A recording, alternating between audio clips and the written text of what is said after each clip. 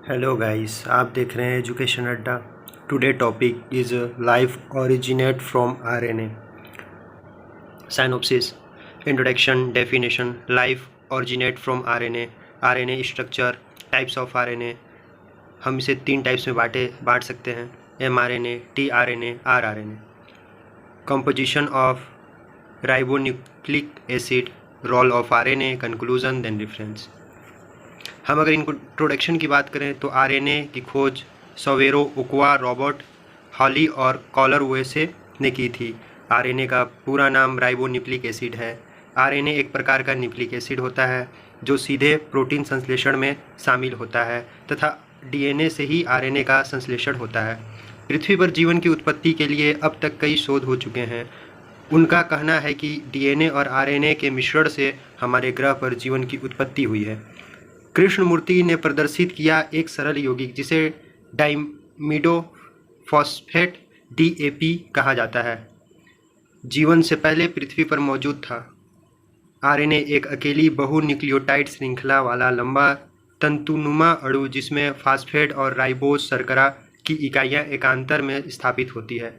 क्षारक होते हैं adenine, cytosine, guanine और यूरेसिल। अंतर केवल इतना होता है कि इनमें थायमिन के स्थान पर यूरेसिल होता है।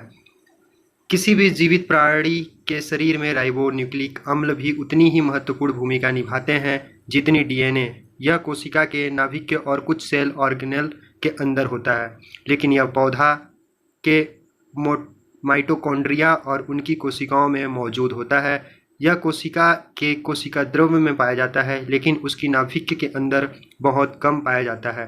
यह न्यूक्लियोटाइड की एक लंबी श्रृंखला से मिलकर 2 फंसे हुए अणु हैं। कोशिका में आरएनए की मात्रा स्थायी नहीं होती है क्योंकि आरएनए अणु हजारों प्रतिलिपियां हर समय बनाते रहती हैं। इनकी कई टाइप्स होते हैं जिनमें आरआरएनए, टीआरएनए, एमआरएनए प्रमुख होते हैं।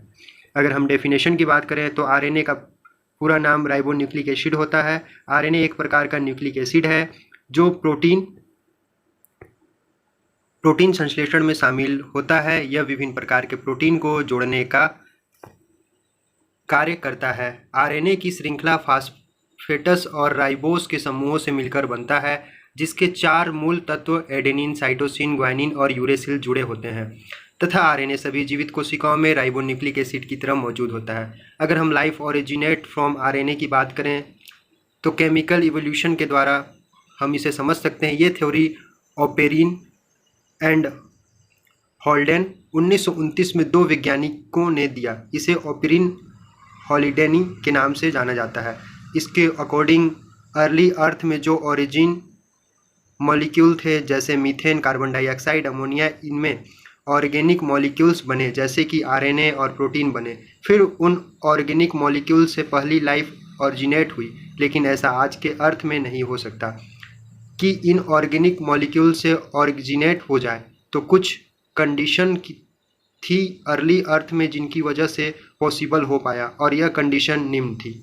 पहला था हाई टेम्परेचर, दूसरा था वोल्केनिक स्टॉर्म्स और तीसरा था रिड्यूसिंग एटमॉस्फेयर जिसमें CH2, NH3 और इट्स थे।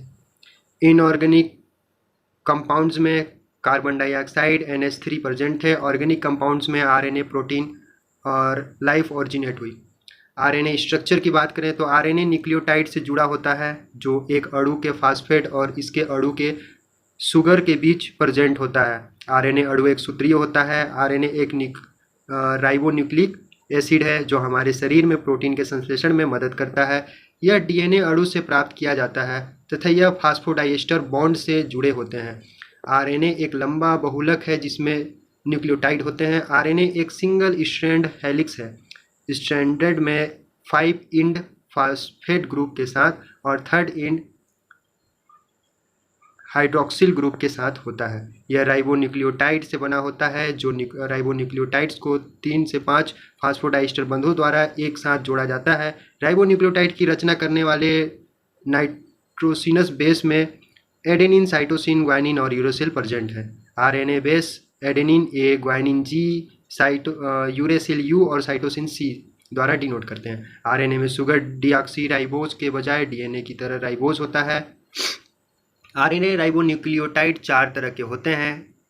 एडिनोमिन मोनोफास्फेट जिसे AMP कहते हैं, ग्वाइनोसिन मोनोफास्फेट GMP कहते हैं, साइटोसिन मोनोफास्फेट जिसे CMP कहते हैं, यूरेडिन मोनोफास्फेट जिसे UMP कहते हैं। अगर हम स्ट्रक्चर की बात करें तो इसकी स्ट्रक्चर कुछ इस तरह है।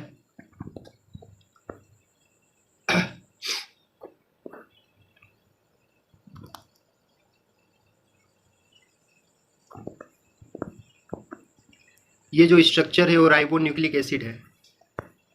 टाइप्स ऑफ RNA की बात करें तो RNA मुख्य 2 प्रकार के होते हैं। RNA में पहला होता है जेनेटिक और दूसरा होता है नॉन जेनेटिक। अगर हम नॉन जेनेटिक की बात करें तो इसमें 3 टाइप्स के होते हैं, mRNA, tRNA और RNA।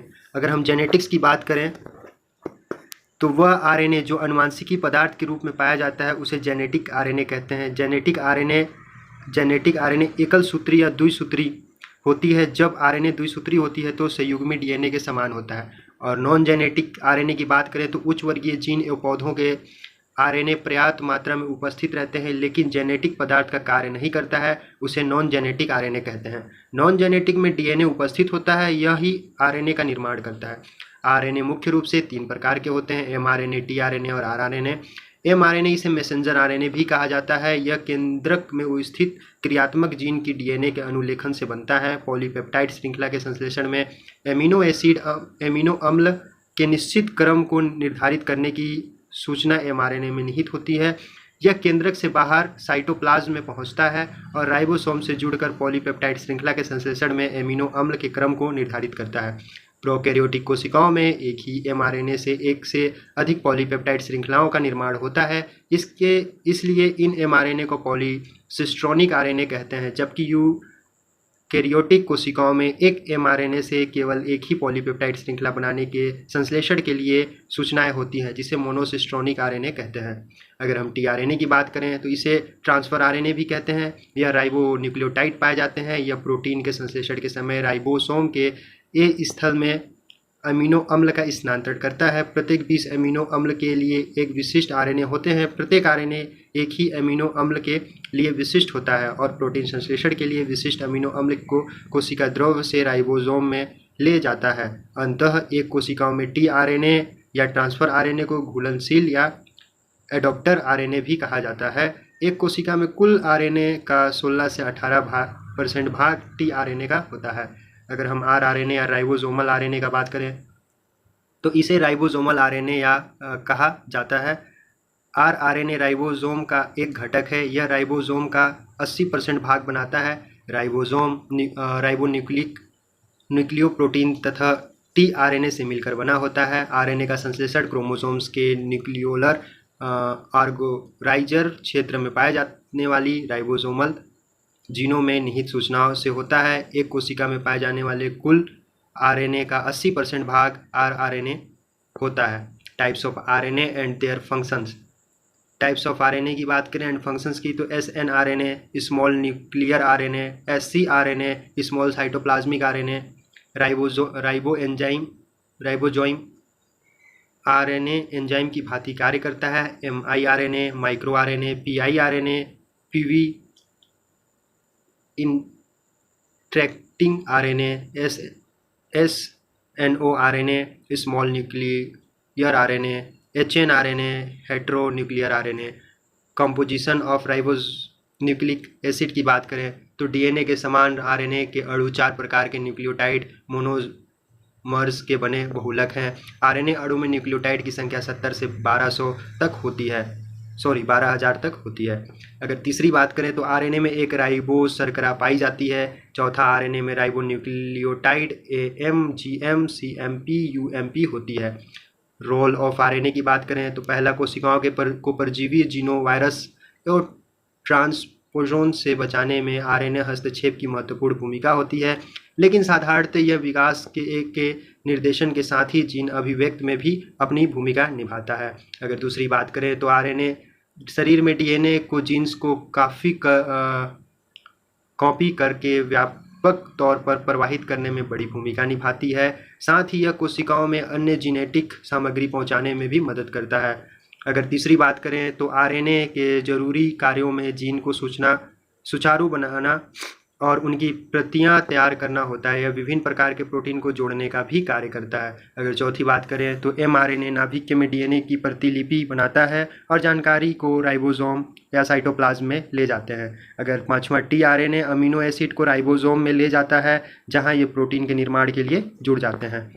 rRNA राइबोसोम का एक बड़ा हिस्सा बनाता है और mRNA को डिकोड करता है। सातवां कुछ RNA रासायनिक प्रतिक्रियाओं को उत्प्रेरित करने में सक्षम है, जैसे कि अन्य RNA अणुओं को काटने और लिगेंटिंग करना, और राइबोसोम में पेप्टाइड बॉन्ड गठन का उत्प्रेरित इन्हें राइबोसोम्स के रूप में जाना जाता है। अगर हम कंक्लूजन की बात करें तो rRNA सभी जीवन रूपों के आवश्यक प्रमुख जैविक माइक्रोमोलिक्यूल्स में से एक है। डीएनए की तरह आरएनए भी एक आनुवंशिकी सामग्री के रूप में व्यवहार करता है तथा यह विभिन्न प्रकार के प्रोटीन को जोड़ने का भी कार्य करता है, इसलिए आरएनए हमारे लिए बहुत प्रमुख है।